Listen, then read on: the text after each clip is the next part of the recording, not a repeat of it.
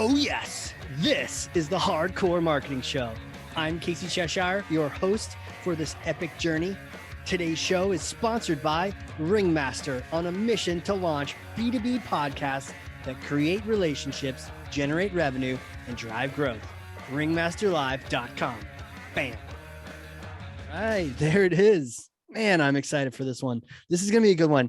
So I can't wait to dive into the myth on this one. I can't wait to talk through this. I can't wait to learn from this speaker, this guest. Who is he? He is a speaker. He's an entrepreneur, a thought leader in the marketing space.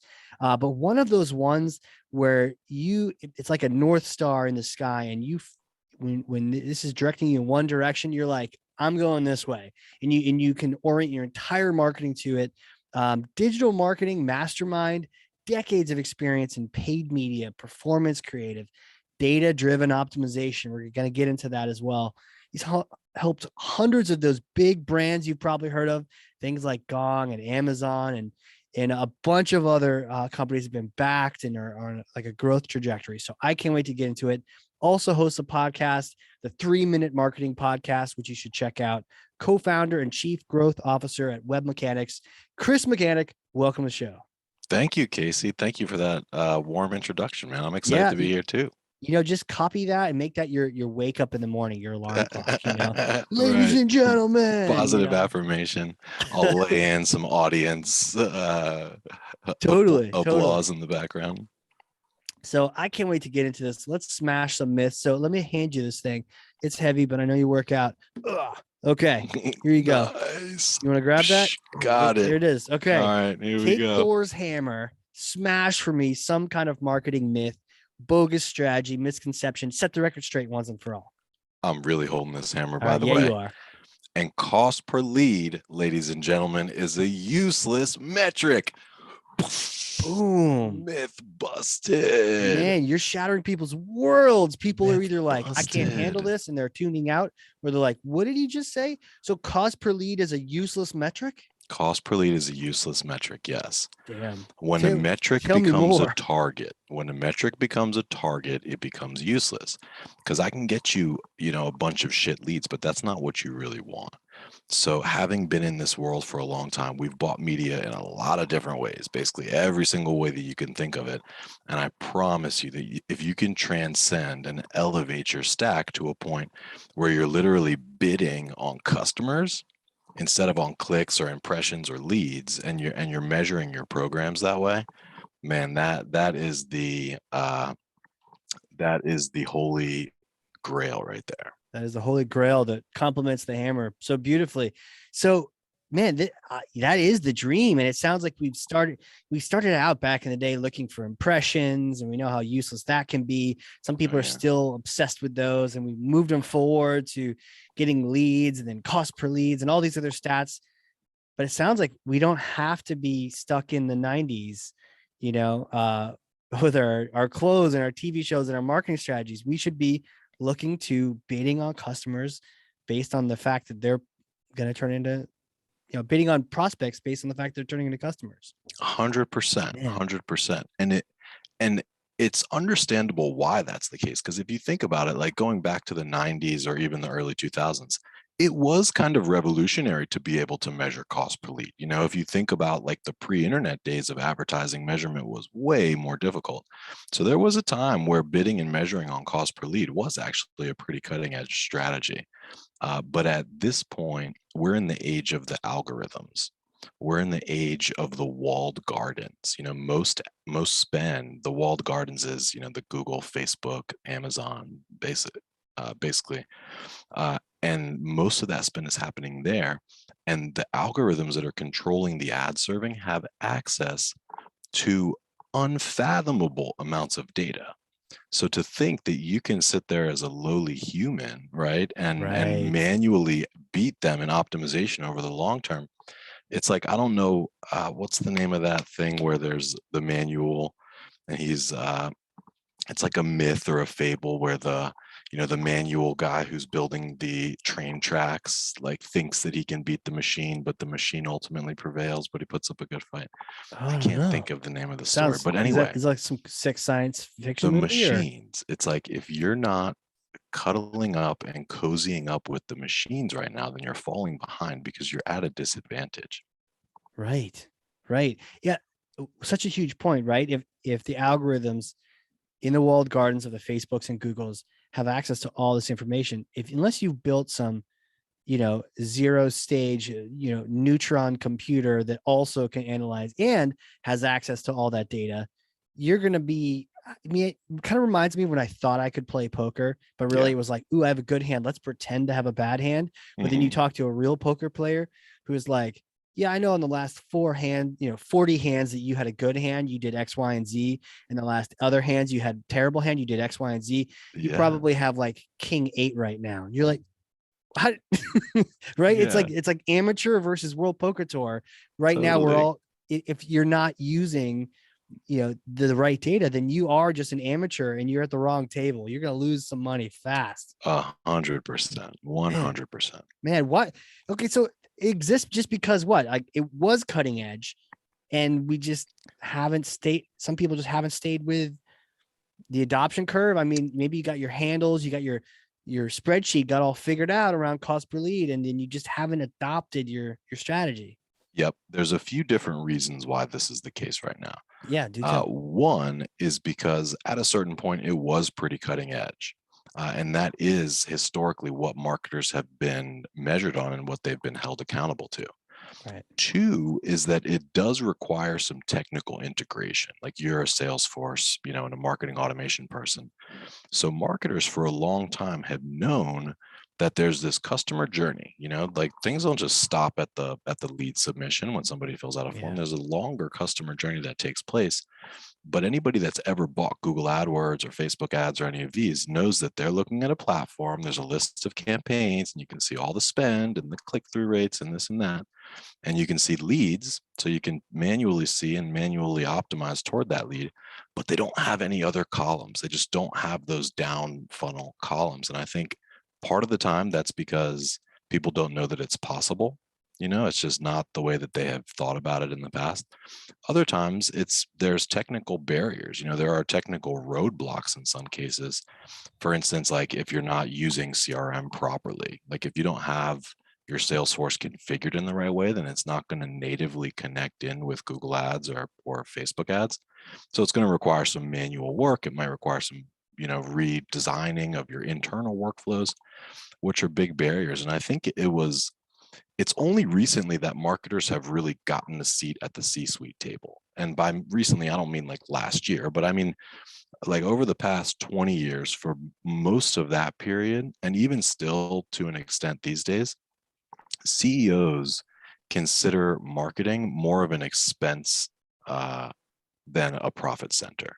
It was just until recently, and even now, like a lot of the CEOs that are still in place still have that view of marketing. I can think like we have clients that are in, say, SaaS. In SaaS, that's not the case. In SaaS, CMOs are generally responsible for revenue.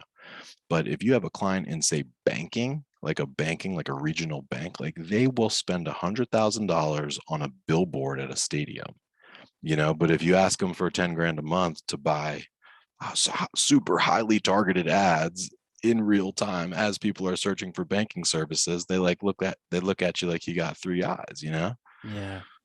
Yeah. So it's I totally could see that, man. I once had a CEO of like a kind of like a WeWork Regis type company, and we were talking about marketing, and he was like, you know what? I just need my marketing to get people in the office so that my salesperson can give tours. Like we just want tours. It's yeah. like, yeah, you do, but I know with the little devil on my shoulder in the marketing world that I could get you tours tomorrow. College students, I'll offer them free pizza. I'll do Right. babysitting for stay-at-home Mhm. moms. None of these people are going to buy an office space. They would definitely come in for a tour. So there's got to be more than that. But you're right. Sometimes the C-suite, if they weren't prepped for it and they're not in an industry that's cutting edge like SaaS, maybe they're a little behind. And if the boss feels that way, then it's really hard to move the ship. 100%. And there is also an element that some of this stuff just wasn't possible until a few years ago. Gotcha. So I think it's the combination of these elements is the reason that we're seeing that. However, most CEOs, if you can sit them down and explain to them this concept of like, hey, we would like to start measuring outcomes later down in the funnel or further through the journey, Yeah. they will be very bullish on that idea. So what you want to do you want to get into the what to do about it? Yeah, kind of I think phase? I'm kind of jonesing for it now. Okay, so I believe you. Let's kill the CPL. To do that, what needs to happen? How do we do that? Yeah. So there's a few different phases of maturity that you need to go through. And the very first phase of maturity is simply mapping out your funnel at its most basic level. So you start with the most basic level is basically clicks to leads. A lot of people will call them MQLs. That's the myth that we're busting. To SQLs to deals. So that's the most basic funnel. So what you want to do is take that funnel and look at what's happening today on your highest spending platforms in terms of your costs for each of these things, right? So Yeah. that's the very most basic step one is you want to understand your funnel at its most basic level, and you want to have costs associated with how much you're currently paying basically for each of these outcomes. So how much does a raw lead cost you? How much does a sales accepted or sales qualified lead cost you? And how much does a deal cost you? Right. So that's step one. Step two is you begin thinking about the world in terms of data signals being generated. So every time someone clicks on your ad and your landing page loads and they're moving around the page, they might be clicking on stuff. They may not call you or fill out a form, but they might activate a field. They might put in some keystrokes. All of these things are data signals, right? And every landing page generates data signals. And similarly, when you fill out that form or place that phone call, there's signals generated.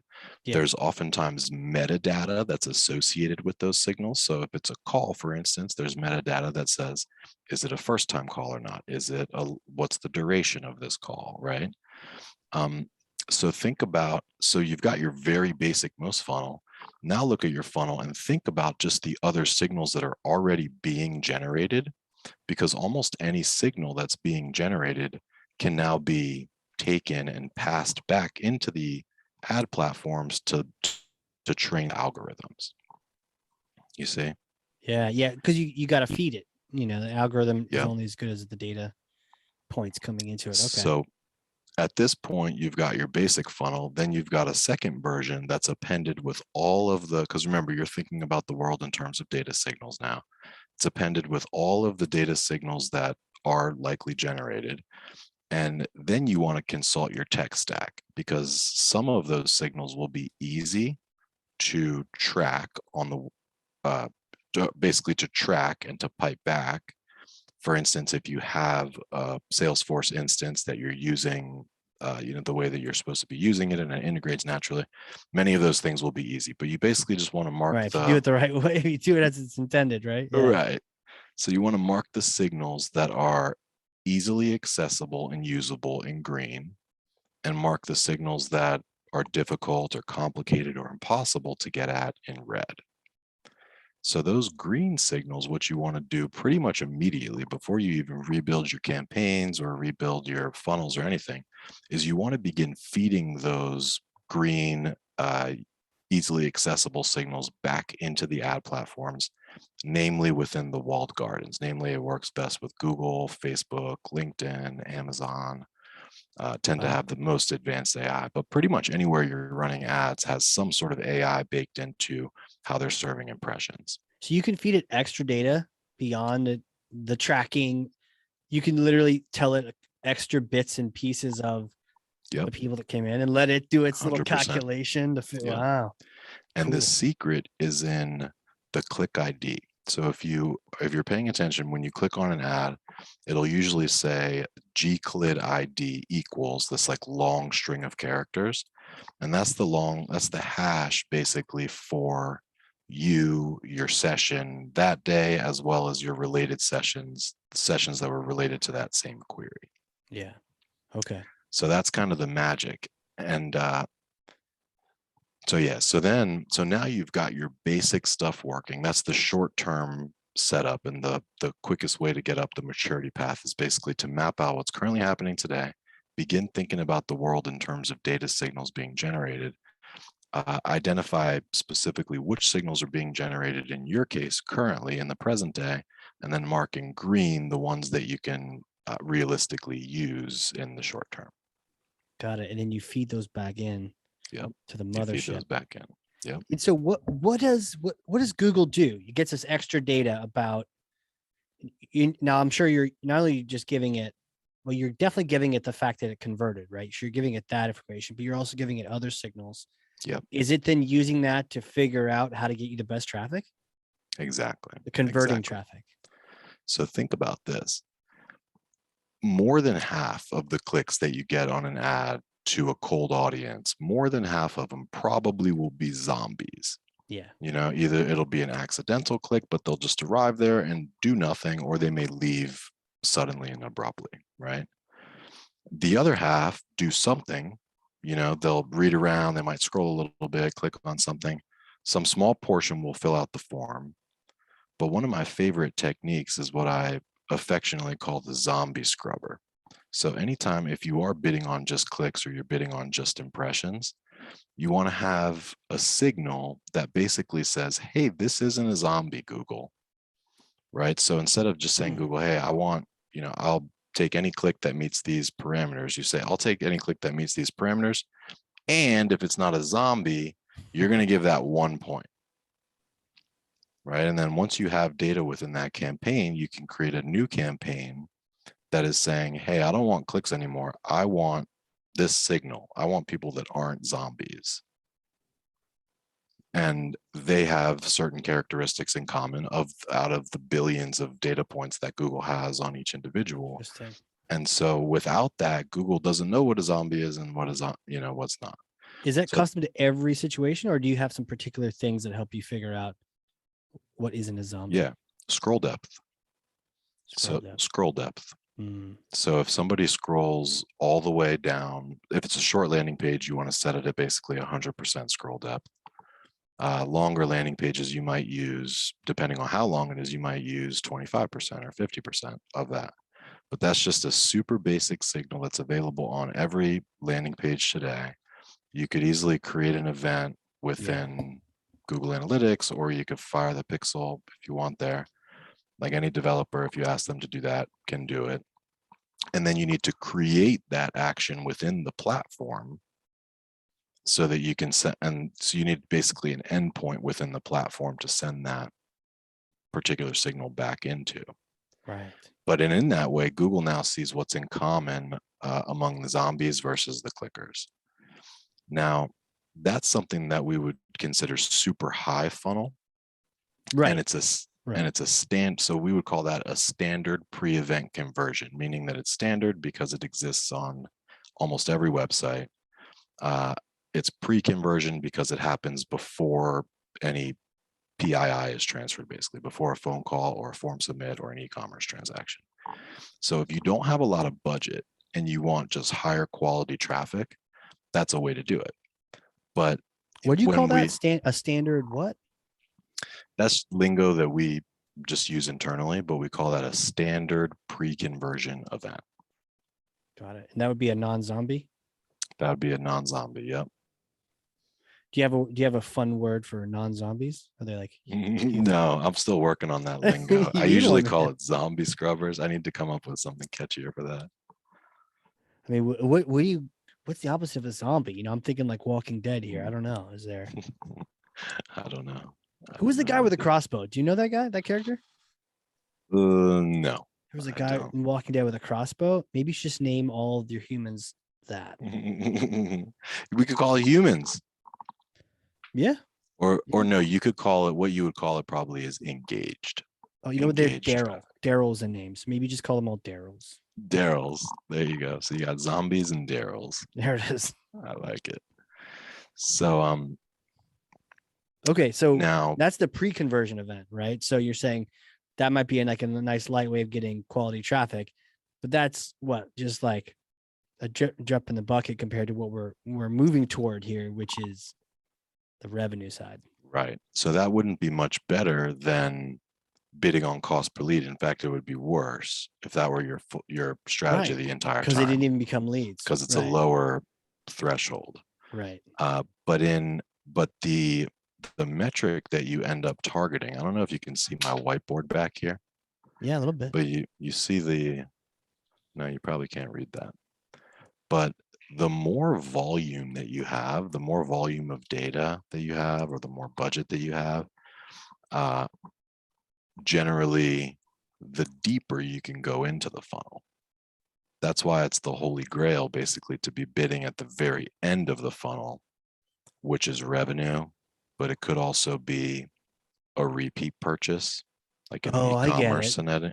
Oh, so the more spend or volume you have Yeah. with a Google, with the black box, the more you can then test down into, and it's set strict requirements that force it in there. Whereas if you only have like $20 today, right, you're not going to get any deals. Yeah, you're not gonna unless get you get lucky, you know. Yeah. So you can't bid on deals because there would just be no signals firing. Yeah. Okay. Got Like it. So Google would have no content to learn on, basically. Is there a dollar amount to that? I don't think it's hard and fast, unfortunately, because advertisers vary so much, but the dollar value generally is going to equate or be related to the deal value. So if you're selling t-shirts, you would never bid $1,000 for a conversion. Right. You know, but if you're salesforce.com and you sell a multi-million-dollar thing, like, you might bid $1,000 for a lead, you know. They won't take compensation for a deal, though, will they? I mean, so okay, well, I'm just saying, like, if you're willing to take $1,000 for a deal, would you feed that back in, or do the algorithms, can they take that in consideration, or they're not going to really trade you for that? How does that work? Well, they don't trade you for it, no, but you absolutely do that. So when you are mapping out your funnel, you want to know the reason that you want to know your current cost of each of those things is so that you can enable value-based bidding. Gotcha. So in our case, the Darryls, I just said randomly that the Darryl, we would assign a $1 value to it. But in real life, in proper RDO, or revenue driven optimization is what we call it, you would actually want to do the math to see what is it currently costing you to get a Darryl to the website. And it's going to be a number that's smaller than your cost per lead considerably, right? Do you just reverse the funnel back? How much does it cost? Exactly. Per deal, then lead, then Darryl, all the way back. 100%. Okay. 100%. And that helps letting the algorithm know, hey, this is what we're looking for. This is what we're willing to pay for Darryl. Yeah, and that is an excellent point that you bring up, because it's a critical component. Because when I send the Darryl signal back to Google, even though Google now knows that it's a desirable signal, they don't know how valuable it is.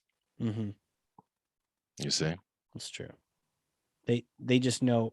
Well, you told it $1 or whatever the number is. Yeah. So you're saying they just know that, but they don't know how much the deal is worth to you. They just know how much the Darryl is. Well, you need to pass through with the data the value of the data. Got it. Okay. Basically, so that they know what, because if it just comes through as an event with no value associated with it, and if you have no values generally associated with any of your conversions or events, then there's no way for Google to understand which are the most desirable, basically. Got it. So do assign, when you can calculate it, do assign a value. So like you can't approach Google directly and say, hey, I'll pay you $1,000 for every deal, but you can create campaigns where those are the thresholds. And when you create that campaign and you let it run, you quickly learn whether or not Google can do that or not. And so if you're, like you might see that you set that campaign up and you're getting deals at less than $1,000 all day. So you'd want to then choke those bids down. But if you're not getting any volume, like there's a chance you just wouldn't get any volume, then you would need to either improve the post-click experience so that you're getting more folks into the funnel, or crank that bid up if you can afford it. Right. Okay. Cool. So can you walk me down deeper now? So we've got the Darrells figured out. Do you still do a CPL in terms of value to the algorithms, or we're skipping that altogether? We're just going individual signal value. We always will measure and use CPL to an extent. Like that's always Gotcha. included when we set up the data plumbing. So we, once you have all of your metrics listed out and you want to start passing it, we call that part data plumbing. Okay. So we're always going to include the what we would call the conversion, which is the form submission of a phone call. We're always going to include that as a signal, and we're always going to pass that back. The difference is that we're not using it as a target in most cases. What does become the target then? A target with the algorithm, or target in general, or both? Both. Okay. Both. So we'll still measure it. We don't obsess about it. We don't use it as our primary source of making decisions. We'll bid on things like cost per first time phone call that lasted more than 5 minutes. Gotcha. Right. Or we'll bid on cost per, like in the financial space, they'll do credit approvals, cost per approved credit pull, for instance. So when you look, and that's another key for marketers, is that you do have to cozy up with the sales team. I think most marketers understand the customer journey, and they, especially in the B2B space, I think are spending more time in general, like between sales and marketing. Yeah. But if you don't understand what happens to the leads after they come through, that can be an amazing opportunity. Because I promise, if you were sitting there like shadowing a salesperson for a week and seeing everything that they do, you would be like, oh man, like that's really good. You can get really creative. You could theoretically we haven't actually done this one, but imagine, I bet you deals in Salesforce or opportunities in Salesforce where there's more notes happening, or more attachments happening on that particular opportunity versus less, all things equal, probably means it's a more important opportunity, probably means it's more likely to close, probably means this, probably means that. So once you've done step one with basically what exists now, then when you move into the second phase of maturity, you want to start thinking about, well, what would the ideal case be? Or what would the ideal solution be? Like if we take our last 100 deals that we've gotten and we do some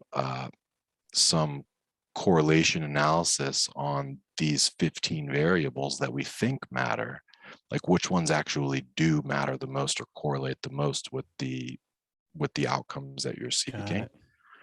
So once you have the basics, it's very much like moving up the hierarchy of needs. Like the very first thing that you need, if you don't have columns to the right of your cost per lead column that show you in platform in real time what's happening down funnel, that's the first step, is getting that in place. Because if you're just sitting there looking at your Google ads and you see your campaigns and the column on the far right or close to it is cost per lead, and you don't have anything closer to the money than that, the very first step is just to get the visibility into it. Because even if you have the visibility into it, you can even optimize toward the ultimate outcomes manually without even doing any of the algo training portions.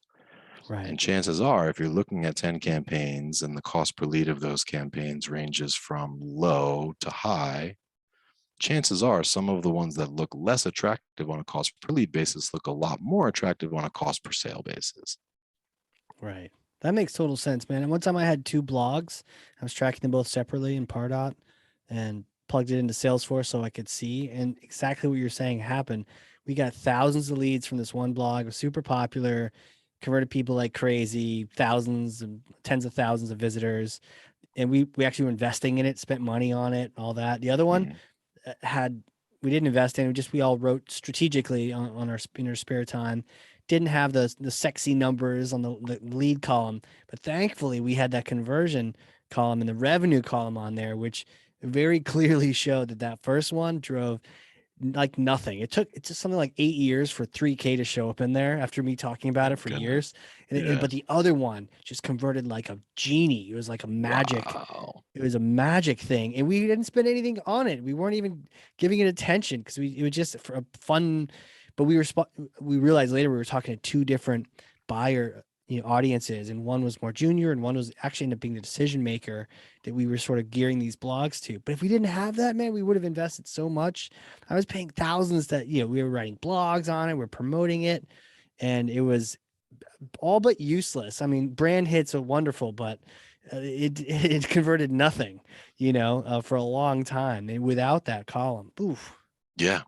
That's amazing. That's an amazing example, an amazing use case. And just imagine, not only the money that it saved you, but the time, like you were Yeah. going out speaking, talking about it, like there's a lot of opportunity costs.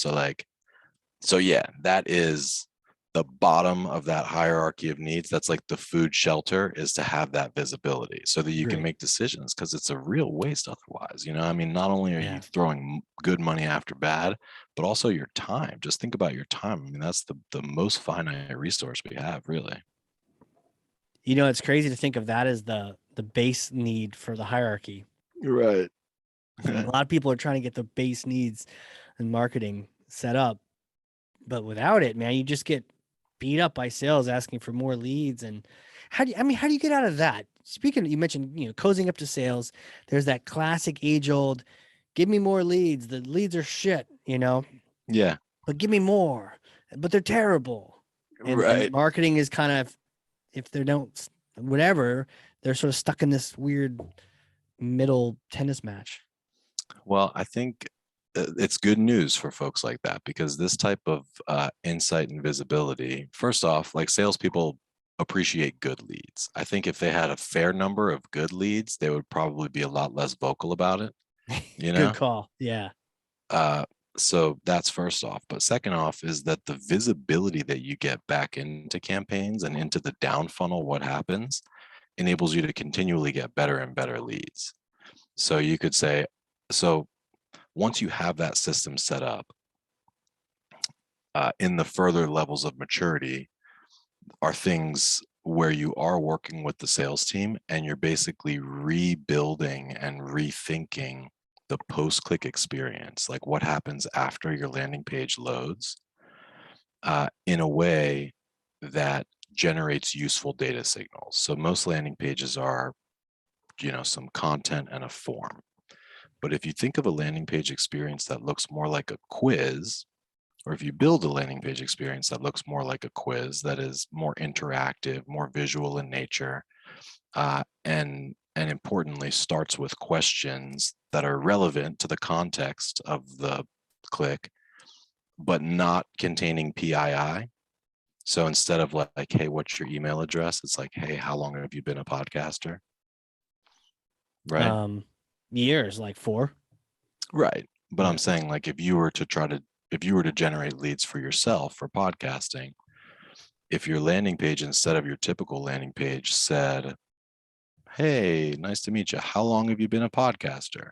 And Right. somebody could choose, 0 to 1 or 2 to 3 years or whatever, your bounce rates would be so much lower than mine. Like nobody would like, you would get a high percentage of people interacting with that first question in the experience, and you're generating useful data signals, right? And then so it's actually going to be, I think sales teams would love this, because the leads will get better, but they will also have a more collaborative role in the process, Yeah. whichever sales team is interested. Because one of the first things we'll always ask clients is basically, hey, if I'm a lead, say I'm a decent lead, and I call you, like, what are the first few questions other than my name and email that the sales team is going to ask to qualify or categorize me?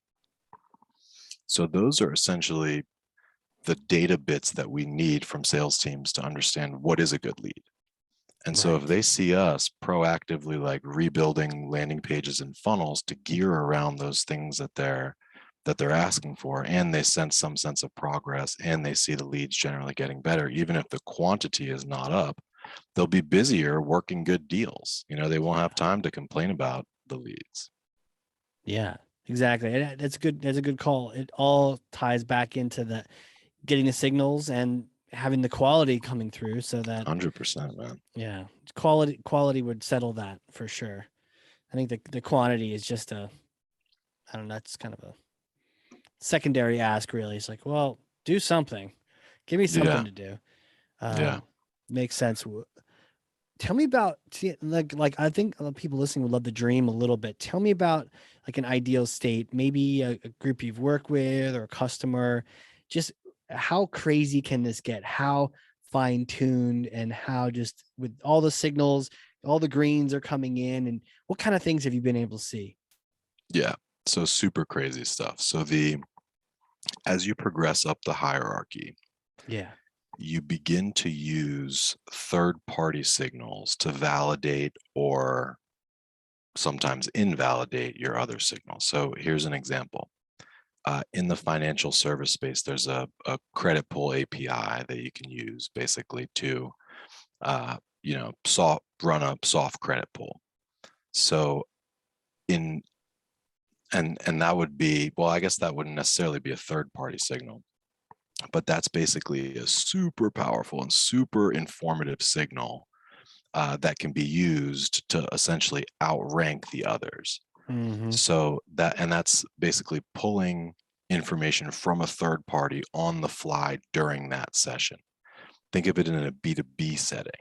In a B2B setting, you've got your 6sense, you've got your ABM platforms that they can identify in real time. Is this on your target accounts list? Or is this, does employee count equal greater than 1,000?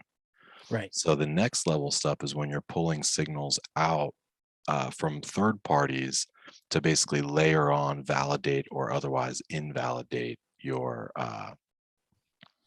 the native signals that you have access to from your own data sets. And then you feed that back in. Yep. You feed that all back in. And sometimes you might use it as the trump card. Sometimes you might use that as an audience builder. Sometimes you might intentionally bid really up the funnel where you're looking for Daryls. So you're looking for non-zombies Right. and account matched. And you might Right. use that to build an audience. You might use that to build a retargeting audience because that's an expensive audience. That's a sought after audience, to get after, say, CISOs or whatever CXO you Oh, want. totally. So you could use a technique like this to buy cheap clicks that are qualified with this third-party data source to build a list. Because if you wanted to get in front of that same audience on LinkedIn, like it would be $100 CPMs. Right. But you could build that list up on Twitter. I love Twitter, but on Twitter you could build it up and or on Google, and you could get CPMs for like $5 all day long.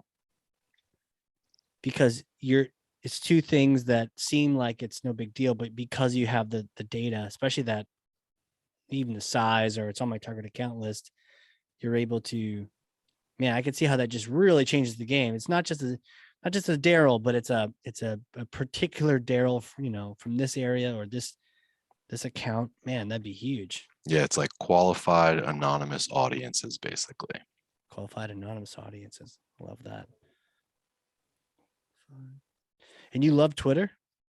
I do. Tell me about it, because I feel like it had its heyday, and then it's kind of hanging out now. Who knows what happens with Elon Musk? But you're saying as an Oh, ad platform, it's got some legs. I like it as an ad platform, man. There's a few things I like about it. One is that it's really good for personal branding. Okay. I don't know Yeah. if you know this guy, Dennis Yu, but he's like a kind of a brand hacker, really smart guy, former Yahoo. He was the head of analytics or something at Yahoo back in the day. But it's one of the only platforms where you don't actually need a page to run ads. So with Facebook, you need a page. I guess you don't really need a page with Google because they don't have pages, but with LinkedIn, you need a page. But one of Dennis Yu's things is what he calls a dollar a day strategy. So dollar a day strategy is basically a really, really inexpensive way to get more mileage out of your content, to get more distribution for your content, where you are literally, and helps tremendously. Like ads that don't look like ads are the ones that tend to work best. So Right. if you see me, like if you're vaguely familiar with me and then you see me on Twitter, like you're likely to not even really notice that it's an ad and engage with it in a higher rate. So I like that you can basically run kind of personal branding style ads on the fly or on the sly. So like for any CMO or anybody that wants to be known as that kind of face of their company, that can be a really super inexpensive way to get good distribution. But you can layer that. So in a world of account-based marketing, Mm-hmm. one of the things that I really love about Twitter, well, one is you can target by handles. So you can upload like a million handles and Really? have that be your audience. Yeah. So if you found out that of your ABM list, you found all the CMOs or CISOs or whoever you wanted to target, you could literally upload all their handles and then Yep. target just them. Yep. Is that expensive? Uh, yeah. I mean, on a CPM basis, it More would be expensive than broad, but you want to have a big list to do that. big list. Because Got it. the minimum they say is I think 100 or 1,000, but Okay. really if you Still don't though. have like 10,000 or more, like you're probably not going to get much distribution. Gotcha. But perhaps even cooler than that is you can target lookalikes of followers of other handles, or you could basically you can target followers of other handles. So me, we're in the agency space. We would like to, target growing companies, right? Right. Or say we wanted to target entrepreneurs. So there's a million Twitter tweeters like Fast Company or these publishers or whoever that have already built these audiences. So you can find somebody with a big ass audience of people that would be really attractive prospects for you Yeah. and target that organization's followers as well as lookalikes of those followers. Wow. So I can see the lookalikes being really an interesting experiment too, especially if you're targeting competitors or whatnot. But no, they look like this, but what else could they be? Yeah. So think about like so for some of your clients, especially if they're B2B, podcasters putting out good content, doing the hard stuff already, by putting out this good content, Right. posting it organically, I'm sure, emailing it out, literally for $1 a day, you can have this like ninja targeted just little thing that's going, and you keep the audience the same. So you spend a good amount of time building out that audience, and then you're just peppering with different content types. You just have access to your literally like your tier one accounts on your ABM thing, whoever your most sought after audience is. You can just have this nice little engine running in the background that you're just softening those beaches all day long for $1 a day. Jeez. What's the dollar? Like literally $1 an ad spend or dollar CPM or dollar?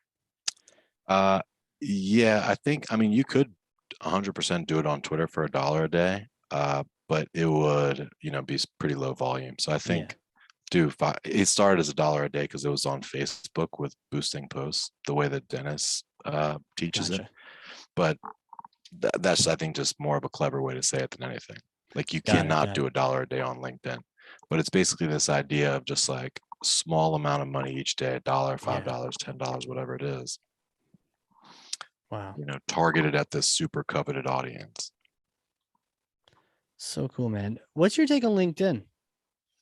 I love LinkedIn too, but mostly for organic. I think LinkedIn is a huge arbitrage opportunity, just organically for anybody in B2B. And I was obsessed with LinkedIn actually for the better part of like 2017 and 2018, because they'd redesigned their whole site at that point to really put the news feed front and center, just the way that Facebook's was. Whereas previously it existed, but it wasn't it wasn't the homepage. So they rebuilt their whole site and they went out about basically trying to attract creators, more and more creators. And in the days of 2017, 2018, there was very few creators. So you could publish and just get thousands, tens of thousands of impressions for free, essentially. And it's not quite as attractive of an opportunity now, just because gained a lot of creators and there's a lot more content. But it's still like, if you publish, you will get impressions. Like, even if your post sucks, like, you will get impressions. And if you stick with it consistently and follow a few other kind of tried and true rules, then you'll get more and more impressions over time. And I think it's not, I think it probably falls more in kind of the awareness and brand building category. Yeah. You're not necessarily going to get like tons of super sales qualified leads every day from it, but you will get some, and they show up usually in your direct messages or from connections that you create. So I think any B2B, like a really just simple and no-brainer thing to do is just start a LinkedIn habit. It doesn't have to be daily. It doesn't even have, I mean, it should be weekly, but just a few hours a week. Go in there with a plan, get in, get out, maybe socialize a little bit if you want. But I think LinkedIn is just a huge arbitrage opportunity still. I post on LinkedIn in fits and spurts, sometimes more consistently than others. But every single month, without a doubt, my posts collectively in a given month get far more traffic than our website, or that Interesting. is views, far more Yeah, views. yeah. But no, you're right. You can, especially if you've got a regular habit, you can totally get a ton of attention. Totally. I'm just looking you up right now. So yeah. Oh yeah. Yeah. A bajillion followers and a lot of content happening. Yeah, a lot of content on a regular basis. Man, this is crazy. So I know a lot of people go there to learn. So I'd love to ask you this transition question where, like, where do you go to learn? Any top favorite books you've read lately, or just all time, or podcasts, or any kind of source of information? I really study the documentation of the platform themselves. Like, I read most of what Google puts out, and I read it with a certain lens to it, because Google, they have their own agendas, obviously, and sometimes they outright lie, and Yeah. other times they hint. So I read over the documentation of the platforms pretty closely. So all of like Google Analytics news, or the Google newsletters I'm on, the Facebook stuff I'm on, I go through their trainings and stuff.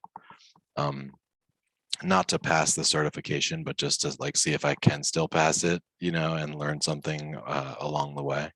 Yeah. I use Twitter a lot for that. I'm big into Web3 these days, so I've been Mm, reading and learning about crypto and Web3 quite a bit. I One of our core values as a company, and one of my core values as an individual, has been that I've always loved learning and reading. Like, I remember from just a very young age, I was in this bookstore and I saw all these cool titles, and I was just like, had the thought, man, I want to sit here and just read these all day. right. So we really focus a lot on learning, to the tune of like, we have teams internally, including my team, which I head up the sales and marketing team currently, Yeah. is we have a readers or leaders doc where everybody posts their post links to the things that they're reading. We have internal Slack channels that we're putting stuff through. Yeah. um I learn a lot through interviewing people on the pod. I've met some real badasses on the pod. Isn't that amazing? You just so many cool people, and you get to pick their brains and Yeah, just learn from all their wisdom and experience, especially in the areas that even less about. That's even better because you get yeah, them on. You're just like, great, cool. I had a gap here for a long time. totally. There's I'm working on a book myself, actually. Oh, tell me about it. uh well, it's very much about this topic, which we've internally, so everything we've spoken about today, from the climbing up the hierarchy of needs, to, Yeah. we didn't really get that far into the post-click experience, but we've kind of packaged it into a system we call revenue-driven optimization. And it's mostly what we've been doing now for years, but we've like defined it more clearly, and like came up with fun buzzwords for the different things. Nice. But it's basically going to be like a manual on how to go from buying impressions and clicks to buying like deals and clients or customers. Dude, so good. That book will be epic, dude. But to go from buying impressions to buying deals. Yeah. Hell Right. yeah. So where you kind of have the scaffolding built for, like the chapters mapped out and all No, that? no, not at all. It just well, I'd been thinking about it for a couple of years, just very passively. Sure. Uh, but recently, internally, we've been going through this big thing of really defining and laying out the different steps for revenue-driven optimization, um, to rebuild that area of the business, kind of in the image of built to sell. I don't know if you've read that Yeah, yeah, book. totally. Um, but I'm hoping, because it is a very complex process, and there are certainly some things about individual businesses that need to be taken into account when doing it. But I do have a vision and a dream and a hope and some confidence that we can put it into a system where we can teach, people without that much experience how to do it. Uh, Maybe not one single person does the whole thing, but I think we can, break it out into neat and digestible little pieces, Hell yeah. to really scale it out and maybe even train, right? Because we've done a lot of training historically, but I really like nothing really gets me going as much as taking somebody that doesn't really know digital that well at all and has very little confidence, and then training them, especially if we can train them fairly quickly to, be confident and have that. Everybody has an aha moment. Like when you're Mm. learning something new, whether it's learning how to play the guitar or learning digital, you have this kind of aha moment where you can start to do some of the things well, sub or unconsciously or subconsciously. So seeing that moment take place in people is hugely gratifying for me. I've loved those experiences, but I've never heard it defined like that. I love that definition. It's when Yeah. they feel like they can execute that with a little bit of skill, and they just that sort of clicks, like, oh, I got this. Yep. Training wheels are off kind of thing. Yep. That actually is kind of scary when the kids take the training wheels off the bike, and you're like, I want to kind of just hold the bike the whole time, but I can't run that fast, and I also probably should let you go. You Yeah. know, Yeah. Right. aha of them riding on the bike. Well, dude, tell me, who are you? Like you know so much, and I'm stoked that you're writing a book. Take me back in time, like little you days. Did you know you're going to be, writing books like little Chris? You were learning a lot, reading a lot of books? What was it like? Man, it was the short answer is no. I had no idea. I was definitely not like a prodigy kid by any means. I was pretty normal. I would play with my friends outside. I was into football. We were into sports. I always sucked at school. I sucked badly at school. I was generally pretty good socially. Like people would tell me from a young age. I remember really early, people would be like, "Oh, you're going to be a great salesman." And I never really knew quite why, but I figured that was my path. My older brother went down that path. He was killing it in mortgages back in the heyday of the pre subprime bubble Yeah. burst. So he was killing And it in where'd you grow up? mortgages. Maryland? I grew up in Maryland. Yeah, Yeah. Okay. yeah, Maryland. But so he was killing it in sales. My family on my dad's side, I look quite American, but my dad is Persian. He's Oh, no Iranian. So kidding. yeah, so he's got a darker complexion, and you may not think he was my dad if you saw him, but in that culture, they really value the sciences, right? So you're either a doctor or an engineer or maybe a Right. lawyer, or like your family is ashamed of you. Right. You're a Right. failure. Yeah. Um, so I You're not grew up going into with that. theater as a major for sure. Yeah. So right, exactly. So I grew up really kind of having math and science shoved down my throat, and I got decent enough at math. I don't know like differential equations or anything, but very very strong with basic math and numbers. So I studied business. I got cussed out by my dad every other day, and I went down basically like a sales path. And I think the sales profession is like more legit now. It's like more respected, but it's got a negative connotation. But Oh, for anyway, sure. that's what I figured I would do. When I got out of school, I went to selling mortgages, but the timing was horrible because the bubble was bursting basically. So that was a horrible job. I was just cold calling for 9 hours a day and listening to leaving voice messages and stuff. And that was Um, after school or during that was school? after school. That Okay. was after school. But somewhere right around then, I started a website. I think I saw an ad, or no, one of my buddies had been doing it and he was telling me about it briefly. So I got interested in digital, started a website uh, about a niche health topic. I was following this system that I saw, which was essentially SEO. They didn't call it SEO, but it was Gotcha. about doing keyword research and publishing content. But it also included, as part of the system, it also included analytics. It included how to build the list. It included basically like how to drive the traffic, how to build the audience, and then how to monetize it. So Was it a topic like you personally interested in, or just use it as an experiment to go after?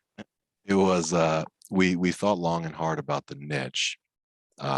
So we considered a few, and the criteria that they provided were basically like there's people searching about it, but there's not very many pages published about it. Got it. So we went through a couple. The one that we ultimately chose is a little bit embarrassing, but my older brother at the time had really sweaty pits, like really bad. He couldn't control it. Everybody's got a friend who's just like, oh my, it's like, it's not even hot in here, man. Why are you Like, sweating? dude, drink some water. But he said he spent hours researching and stuff online and couldn't find anything. So that became the niche. The website was byebyesweating.com. Wow. And that's where I cut my teeth. It's embarrassing. That's where I cut my teeth. But there's absolutely an audience out there. Like 100%. Yeah. we were doing pretty well there for quite a while. But I remember specifically, we did keyword research, and then we started planning out like the information architecture and which pages we were going to write and things. So we did that, and then we just started writing according to this rubric that was provided from this system that I bought. And we didn't really expect much, but we checked the analytics logs, and that was before Google Analytics, but we checked those logs, and we were baffled. We'd gotten like 700 visitors. And Wow. I was like, this can't be right. And then you double click and it shows you sort of where they're coming from, and they're coming from Australia, and they're coming from Europe, and and that was for me the moment where I knew this was what I was going to do. Like I was like, this is awesome. Because at first it was all content creation, which is the art side of things. But then when I saw numbers happening, I became really, really intrigued, because it's just like a fun equation. I just thought it was really fun. And compared to the other stuff, so after I quit the mortgages, I started this, but my dad cussed me out again. So I went and got a job at T. Rowe Price, basically selling small business retirement plans. And I eventually quit that job to pursue this website full time. Really? Wow. Yeah, we were getting. How'd you explain that at family holidays, right? Oh God, it was so hard and so embarrassing. Were your brothers like engineers and doctors too that made it worse? All of them. Oh, all man. of them. They were all in grad school or doing their residencies or whatever. You're like, Dad, I'm an entrepreneur. They're like buying real estate and shit, which Persians also love real estate. Oh man. But yeah, I was a dog in the family for a while there. But then, so as I was building it out, I was serving tables at the Cheesecake Factory at night. And one of my customers was the owner of this local agency here called R2I. So he asked me, what am I doing with my life? And I guess he saw some potential in me. And I was like, I just burst. I was like, dude, I figured out how to get free traffic from Google. And I got like 2,000 people on my list, and my open rates are sick. And so he was like, hey, come work for us. So he recruited me into that. Hell yeah. And I remember going lucky into guy, right? He's just out there getting some, whatever he's getting at Cheesecake Factory. And then, ask the general question. I'm sure you've done this too, right? We already hey, what are you up to? Maybe, sometimes a good waiter or waitress, like you're like, let's go. Like 100%. I love that attitude.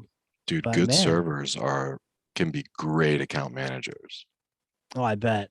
Yeah. I don't even know how you remember all those things. Oh, yeah. The glass of water. Oh, can I get some extra mayo too, please? And this and that. It's just, yeah, sure, no problem. But yeah, and then I had another aha moment. So right when I arrived in that agency, I started getting tasks and assignments. And literally, I think as I was doing my first task that was given to me, I was like, this is it. Like, wow. like this is so easy because it was fun. And previously I'd been in like call centers, just Oh like yeah. so boring. But it was fun. And I didn't originally plan to start web mechanics. I was still doing the bye-bye sweating thing, and that was taking up most of my mental energy at that time. But after a certain point, I just really started to understand how the agency business worked.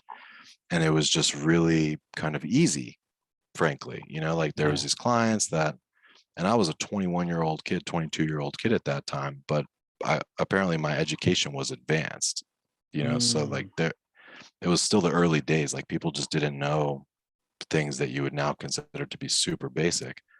So I'm over here, dazzling these clients that are paying 10, 20, 30,000 bucks a month, and I'm not making anywhere near that.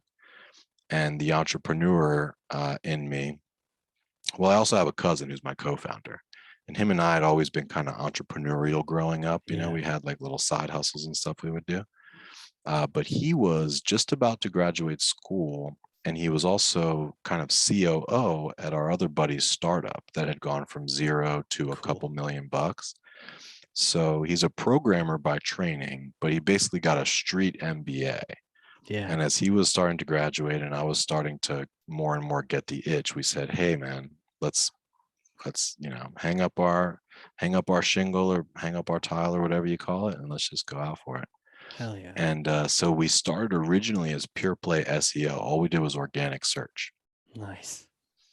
Yeah, but then we had a lot of clients that were getting tons of traffic, but their sites just sucked badly. Like they had no phone numbers anywhere, or they didn't have any, because we were working with small companies. Some of them didn't have contact forms or nothing.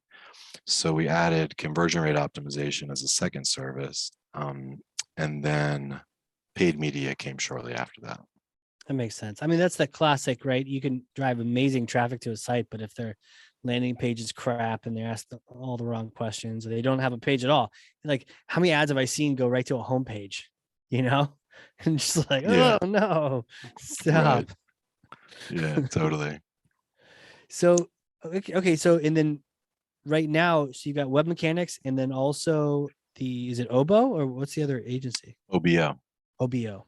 Yep. So OBO is our sister company, Cool. and they essentially spun out of web mechanics. One of my good buddies, Noah Burke, same dude who had started a company in college where my co-founder got his street MBA. Yeah. So he went through the motions, and did various things, but he ended up wanting to start another agency. And so he approached us with it. So we gave him the 4 C's. Basically, we gave him cash, crib, which was office space, clients, and credibility, Wow. basically. Merry So Christmas. Like that's a lot of C's right yeah, there. yeah, and we got a stake in the company, Taking the like company. pretty much the majority stake. But then over time, as they grew, they evolved. They started as a cold email provider. All they were doing was cold outbound emails for B2Bs, Urgh. right? It's But harsh. then, yeah, you know that story. But they've evolved beautifully and gracefully to now they're in the digital transformation space. So they're heavy hitter Monday.com partners, heavy Mm. hitter HubSpot partners, Perfect. and Yeah. they're just killing it, man. And they now haven't bought us out completely, but they own most of the business, and they're just on a tear, man. Oh, so They're good. yeah, they have really great partnerships with those companies and sales firms at those, or salespeople at those companies. So they're just getting leads. Like they, basically have more work than they can handle. That's so good, man. That's so good to see that. It starts out with the C's, and then it's really taking its life of its own. Kind of. Yeah, it's amazing. I'm really impressed and really proud of them. And they work their asses off for it too. Like there For sure. was, they always say from the outside looking in, it seems like an overnight success. Like that's very much a story for them. Like there was years in there where we saw the writing on the wall with cold email. It was like, we don't want to Yeah. be in that business. That sucks. Uh, and then there was a very difficult period of time where it was just like a lack of product market. Like we like didn't even really know what was happening, and I know that the co-founders themselves wanted to give up at several different points along the way, but then we were into HubSpot, We still love HubSpot. So then they were like, hey, can we get into HubSpot too? So we were like, sure. So then they just came in, and so most of the HubSpot agencies are kind of like marketing focused, like Totally. they'll help you with their marketing. They came with like the hardcore tech because they also have a Nice. technical co-founder. So they came and they're like, yo, we'll do the back end. We'll just get this thing singing. Love that. Totally love that, man. I got a kind of a hypothetical question for you next, if you're ready for this. Sure. I may or may not have a time machine up here in New Hampshire. And let's say you come visit, we get some lobster and some beer, and then we try out the time machine. It's in the backyard, covered in a tarp. So you use the time machine, but it's a particular kind of machine where it goes back in time to a couple days after you graduated with that business degree. And you got your dad asking you what's up, and you get to go meet that version, that Chris, a couple days afterward, in case there were some parties. What do you tell him? What do you tell yourself, knowing all the things you've been through? Any recommendations, any advice? What do you say? Oh God, it's so hard. I'll say a few things just kind of unfiltered and largely for the benefit of anybody that may be listening. But I honestly think that we might have done a little bit better by staying in the like corporate world or staying employed for a little bit longer, because we were just so young when we started. Like we were 22. We were kids. Like we didn't know. Yeah. Like, so to the tune of, I didn't even know that there was such a thing as an agency that did this type of thing until like a year or two before we started Web Mechanics. Right. So it worked out fine, but I think that if I could have it back, I would probably suggest to my younger self to spend a few more years, not necessarily at R2I. I mean, they're a perfectly fine agency, and I love them and owe them a ton. But I would probably go to like larger companies, maybe like some publicly traded companies, just to see like, or like I might like beg some investment banking firm who would have never hired me at that time. I might like beg them to come and work for free just to like understand better. But I think in general, like people right when they come out of school are kind of just like a little bit shell shocked, or like you just don't know what you don't know. Right. But I think that if I had done that, we probably could have gotten to 1 million in the first year. We probably would have hit 5 million and 10 million and faster than we did. Did you have a we lot of probably would have. iterations? You had like a lot of trial by fire, just learning how businesses worked, even just by bouncing up against them. Of course. Yeah, of course. I mean, we had to figure everything out basically along the way, and we had good mentors, and I mean, the web is just it's just a game changer. I'm surprised more people don't just talk about how awesome it is that there's like so much free and awesome information available on the web. But yeah, at the end of the day, I think we could have accelerated our growth curve. So I would have told them that. I probably also would have told them to buy a bunch of domains, right? Or like to buy, a bunch of these assets that we see are now flying, like buy Bitcoin as soon as you hear of it. But yeah, I think that would probably be the number one. And frankly, like after we're done with web mechanics, I might go and do just that, still like just to go to these like really innovative and like there's a lot of firms out west and a lot of firms in New York that like they're just playing on a different field. Like the caliber of talent there is just next level. And I just like to, I mean, just being around that I think is tremendously beneficial. Yeah, and back to the learning, to be around those people, to be constantly learning from them. Yeah. Ties back in. Little Chris picking up books in that library, doing the thing. That's crazy, man. And now you got agencies. You got agencies. You got kids. Yeah. How do you juggle it all? Oh man, I have these two beautiful kids, but they're such a pain in the ass sometimes. It gets better, as they get older. I know, you're one of the first people that tells me that. which Sure. which most people are like, oh, it's gonna get a lot harder. So that's reassuring to hear, but they're just so fucking cute though, man. Mm-hmm. Like they're The just cuteness. so cute, so incredibly cute. But you know what, man? It is stressful. I think just having kids is stressful. Like anybody with kids is just basically stressed out automatically by that. Right. but but running an agency is definitely challenging. I mean, the drill. Like it's Oh yeah. not for the faint of heart for sure. And I think I have a couple of mechanisms for coping. I'm a huge meditator. I'm a huge believer in like thoughts are things, kind Oh, of cool. law of attraction type of a thing. Yeah, yeah. So I have a daily meditation practice I've been, pretty consistent with for many years now. So I think that helps tremendously. What's your secret to doing it consistently? I just, well, I basically just kind of forced myself for a period of time, and Yeah, then it now is more or less habit. got it. But it took a while. Just no, I'm doing this. Just a little bit of Yeah, stubbornness. I'm gonna do this today. I'm gonna do this yeah, today. and I'll miss some days Yeah, naturally, but I always go back to it. And there were many years where I was like less consistent. Like I would be consistent sure. for a few months, but then fall off for a few months. But for the last several years, I've been very steady Eddie with it. And I think it comes down to a belief that I think, well, I know my belief is that it meditating or clearing your mind like that essentially allows for your like natural zen or your natural flow or your natural attractive powers to emerge. Because if Yeah, you don't shut your mind off at all, you're either sleeping or you're awake. And when we're awake, then our mind is going constantly, even if it's good thoughts. Like you wake up in the morning, oh shit, what's my schedule? I gotta check I gotta brush my teeth. Oh man, the kid's screaming, da da da.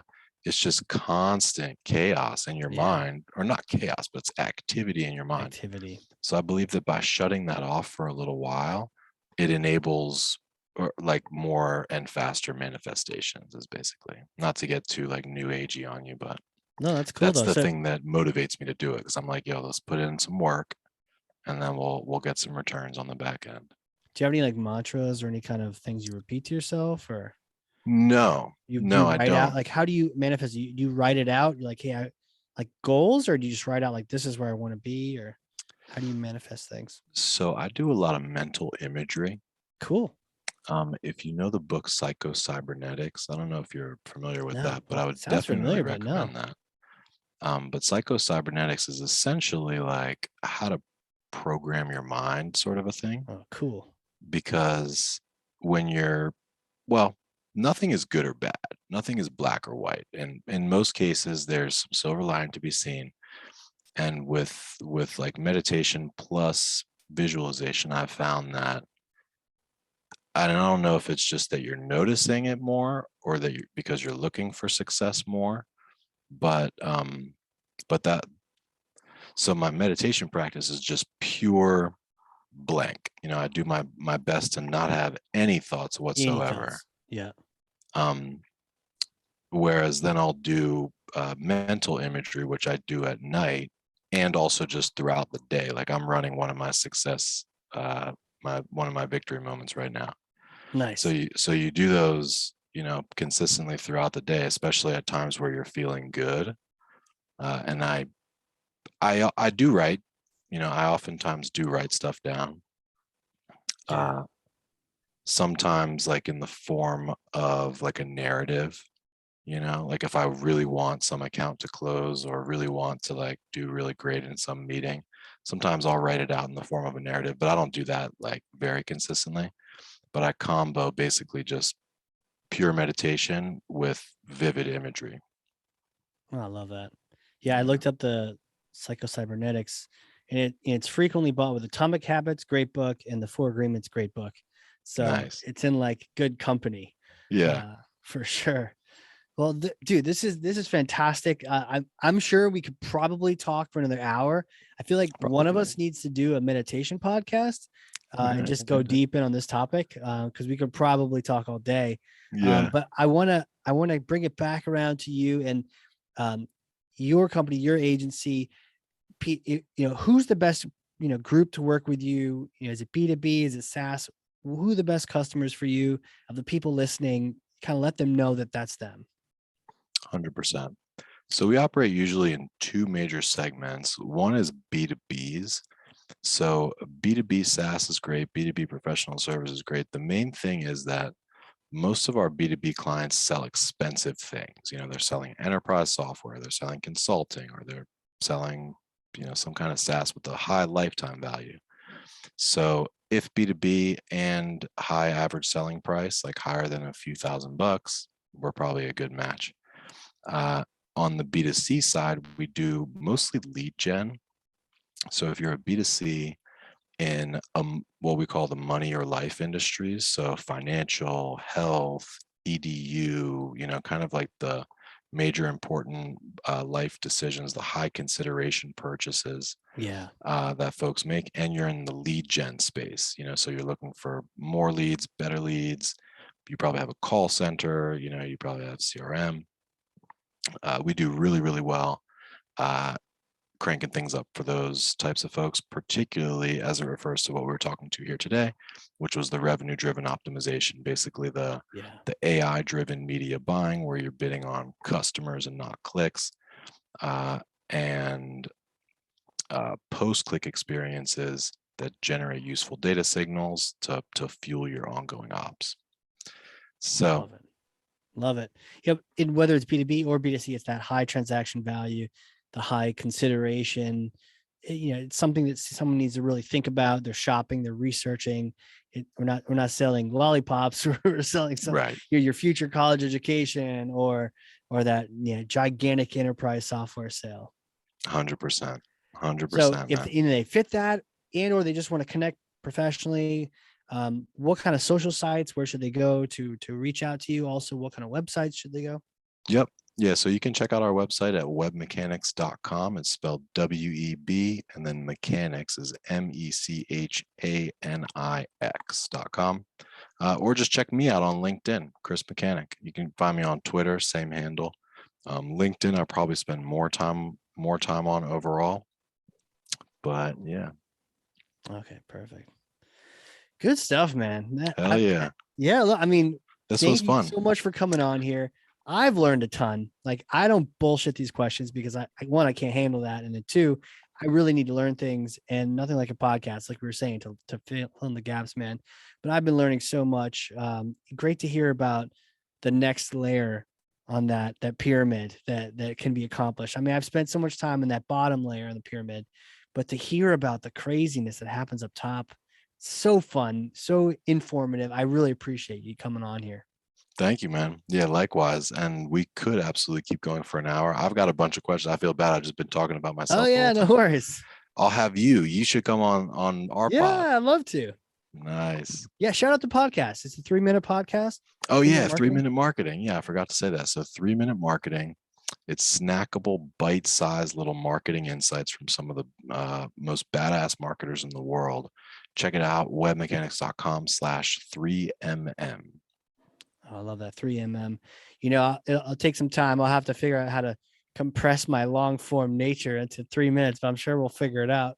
Well, yeah. We can go longer form too. Like, we could do a long form thing, and then I'll grab a really useful segment of it for the official episode. But we make all the additional content is on YouTube and on the website as well. Right. But yeah, we should totally do that. Nothing quite like being on a podcast. I don't know if you looked at the clock, by the way. Like, a little bit of time is just warped by, but that's what can happen. That's why I love podcasting. So it's just dude. Good stuff. All right, Casey. Well, thank you very much, man. Absolutely, dude. And real quick before I let you go, I need to address everyone out there listening. And if you've learned something, and I freaking know you have, because I literally have 2 pages of notes over here, front and back, then share this episode with one other person, 9 other people, 9,000 people, whatever the number. That's thought leadership. Get it out there in front of people. And then again, Chris, thank you again for being on here. Absolutely, man. Thank you for having me, and thank you for listening, everybody. All right, everybody. This has been the Hardcore Marketing Show.